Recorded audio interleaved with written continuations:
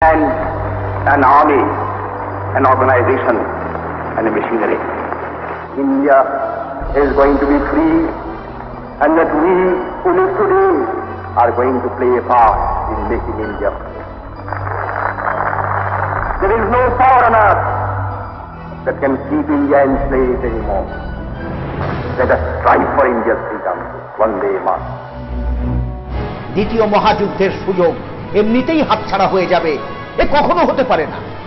এই সুযোগ যদি একবার হাতছাড়া হয়ে যায়, তবে ভারতবাসীকে চিরতরে ব্রিটিশ দাসত্ব স্বীকার করতেই হবে। না, এ কখনো হতে পারে না। সেই 1930 সালে কংগ্রেসের একমাত্র লক্ষ্য অখণ্ড ভারতের পূর্ণ স্বাধীনতা, যা কাশ্মীর থেকে কন্যাকুমারী, পেশোয়ার থেকে চট্টগ্রাম, সেই শপথকেই বাস্তবে পরিণত করতেই কংগ্রেসের আন্দোলনকে দ্রুত গতিতে এগিয়ে নিয়ে যাওয়ার জন্য দ্বিতীয়বারের মতো কংগ্রেসের সভাপতি পদে সুভাষ বহাল থাকতে চাইলেন।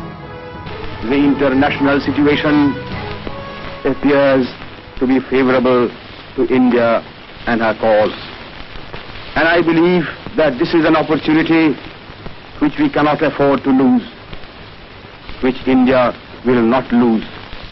কিন্তু গান্ধীজি না, এতে তিনি অসম্মতি প্রকাশ করলেন। কিন্তু সুভাষ গান্ধীজির অসম্মতি সত্ত্বেও দ্বিতীয়বার কংগ্রেসের সভাপতি পদে নির্বাচনে অংশগ্রহণ করে গান্ধীজির মনোনীত প্রার্থীকে পরাজিত করলেন। এই পরাজয় গান্ধীজি নিজের পরাজয় স্বীকার করে বলেছিলেন, সীতারামাইয়ার হার মানে আমার হার। আসলে সেই নির্বাচন ছিল স্বায়ত্ত শাসন বনাম পূর্ণ স্বাধীনতার পক্ষে। গান্ধীজি সেই নির্বাচনের পরাজয়কে নিজের পরাজয় বলে মেনে নিলেন। আসলে ভারতবাসী সেদিন সুভাষের পূর্ণ স্বাধীনতার পক্ষে সেই আন্দোলনকে চালিয়ে যেতেই বিপুল ভোটে তাকে দ্বিতীয়বারের মতো সভাপতি পদে বরণ করেছিলেন। প্রমাণিত হল দেশবাসী পূর্ণ স্বাধীনতার পক্ষে ছিলেন। তবে কেন কংগ্রেস সেদিন দেশবাসীকে পূর্ণ স্বাধীনতার পথে না নিয়ে গিয়ে অহিংস পথে স্বায়ত্ত শাসনের অধিকারী হতে চেয়েছিলেন, তা বলার অপেক্ষাই রাখে। কিন্তু কোন এক অদৃশ্য অঙ্গুলি হেলনের কারণে সুভাষচন্দ্রকে শেষ পর্যন্ত কংগ্রেসের সভাপতি পদ থেকে ইস্তফা দিতে হয়েছে। সেদিন কংগ্রেসের এই ভূমিকার উপর কবিগুরু রবীন্দ্রনাথ ঠাকুর বিস্ময় প্রকাশ করেছিলেন। সুভাষচন্দ্রকে দেশনায়ক পদে বরণ করে সে অবস্থার সম্পর্কে তিনি বলেছিলেন যে, বাঙালি কবি আমি, বাংলাদেশের হয়ে তোমাকে আমি বরণ করি। গীতায় বলেন, সুকৃতের রক্ষা ও দুষ্কৃতের বিনাশের জন্য রক্ষাকর্তা বারংবার আবির্ভূত হন। দুর্গতির চালে রাষ্ট্র যখন জড়িত হয়, তখনই পীড়িত দেশের অন্তর্বেদনার প্রেরণায় আবির্ভূত হয় দেশের অধিনায়ক। কিন্তু ভারতবাসীর অধিনায়ক কে? সেদিন কংগ্রেস কেন গ্রহণ করতে অস্বীকার করেছিল? যার কারণ হিসেবে বলতে হয়, আমাদের রাজনেতাদের অর্থনীতিতে, শ্রেয়নীতিতে, কর্মনীতিতে প্রকাশ পেয়েছিল নানা চিন্তা। রাষ্ট্রনীতিতে হালে দাঁড় ছিল না, কোথাও নেই। দুর্ভাগ্য তাদের বুদ্ধিকে করেছিল গ্রাস। জীর্ণ দেহে রোগের মতো, তাই তাদের পেয়ে বসেছিল ভেদ বুদ্ধি। কাছের লোককে তারা দূরে ফেলে আপনাকে করেছিল পর, শ্রদ্ধেয়কে অসম্মান, সপক্ষে করে বলহীন। অহিংস নীতিকে অন্তরালে রেখে ঈর্ষার ভিত্তিতে নিজের প্রতি বিদ্বেষ করে শত্রুপক্ষের স্পর্ধাকে প্রবল করে তোলে কংগ্রেস। কংগ্রেস হাইকমান্ডের তৎকালীন মনোভাব সম্বন্ধে কবি কংগ্রেসের অন্তরের সঞ্চিত ক্ষমতার তাপ হয়তো তার অস্বাস্থ্যের কারণ হয়ে উঠেছে বলে সন্দেহ প্রকাশ করেছিলেন। পরাধীন দেশের সবচেয়ে বড় অভিশাপ এই যে, মুক্তি সংগ্রামে বিদেশিদের অপেক্ষা দেশের লোকদের সঙ্গে মানুষকে লড়াই করতে হয় বেশি।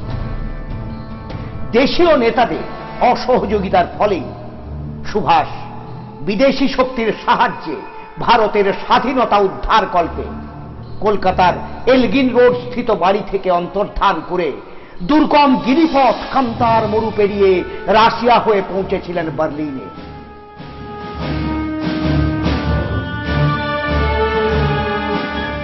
সেখানে গড়ে তুলেছিলেন বন্দী ব্রিটিশ ভারতীয় সেনাদের নিয়ে আজাদ হিন্দ ফৌজ।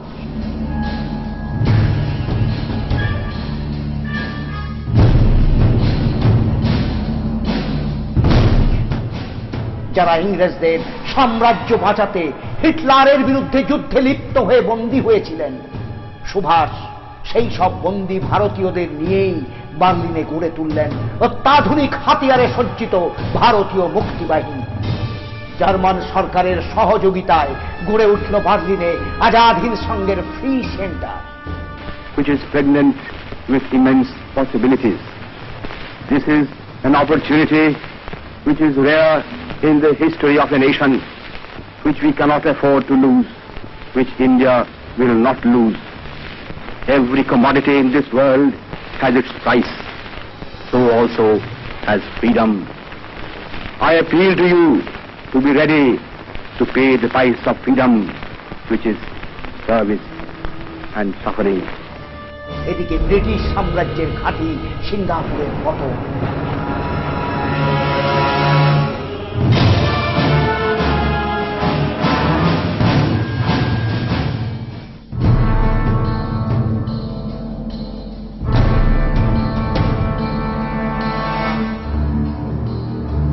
ভারতের স্বাধীনতার রাস্তা আরো প্রসারিত।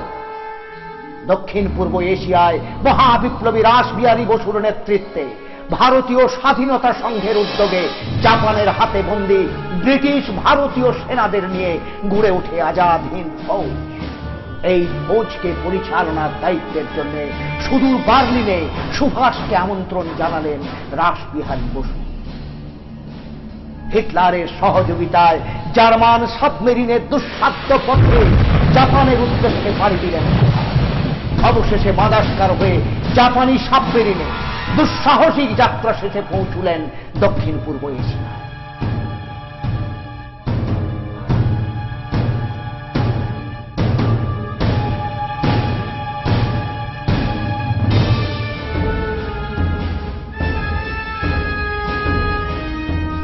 জীবন বাজি রেখে ভারতের স্বাধীনতা সংগ্রামে এত বড় সাহসিকতা নেতাজি সুভাষচন্দ্র বসু দেখাতে পেরেছে। সুভাষচন্দ্র বসু সিঙ্গাপুরে পৌঁছলেন।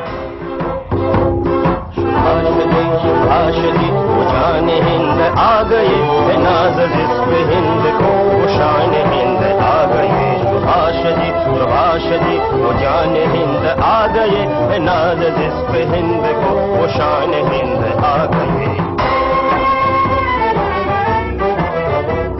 सुभाष जान हिंद है, सुभाष मान हिंद है, सुभाष आने। মহাবিপ্লবী রাসবিহারী বসু সুভাষকে তার পদে গ্রহণ করে নিয়ে ভারতীয় স্বাধীনতার আন্দোলনকে চালিয়ে নিয়ে যাওয়ার আহ্বান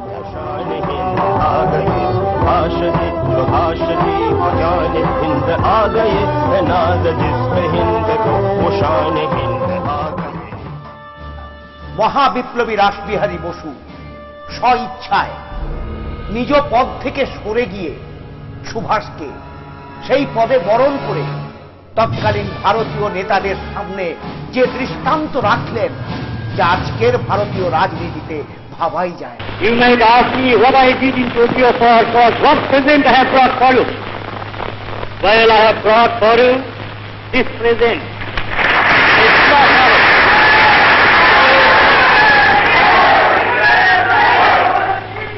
Subhash Chandra Bose is a brilliant leader and an uncompromising fighter.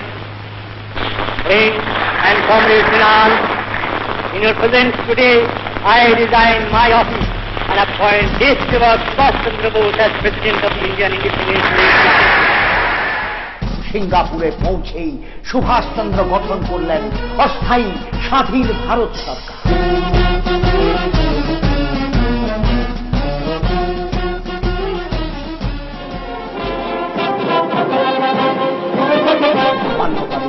বিশ্বের 9টি সার্বভৌম দেশ অন্তরাষ্ট্রীয়ভাবে ঘোষণা করলেন আমেরিকা ও ব্রিটেনের বিরুদ্ধে ভারতের স্বাধীনতার যুদ্ধ, যা বর্তমান ভারত সরকারকে হাজারবার ভাবতে হবে। সেদিন ভারতবাসী স্বপ্নেও ভাবতে পারেনি যে ভারতের একটি স্বাধীন সেনাবাহিনী গড়ে উঠবে। সেদিন পরশ্রীকাতর ও দিনাত্মা ব্যঙ্গবিলাসীরা সুভাষের এই সাফল্যকে সহ্য করতে পারেননি।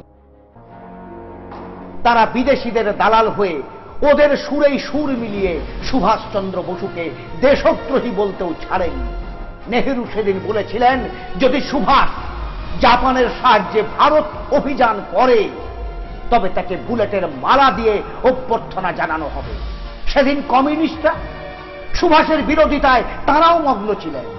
তারাও তাদের পিপুলস অফ ওয়ার কাগজে সুভাষচন্দ্র সম্বন্ধে যেসব কুৎসা ও অপপ্রচার করেছিলেন তার জন্য পশ্চিমবাংলার মুখ্যমন্ত্রী জ্যোতি বসু সেই সময়কার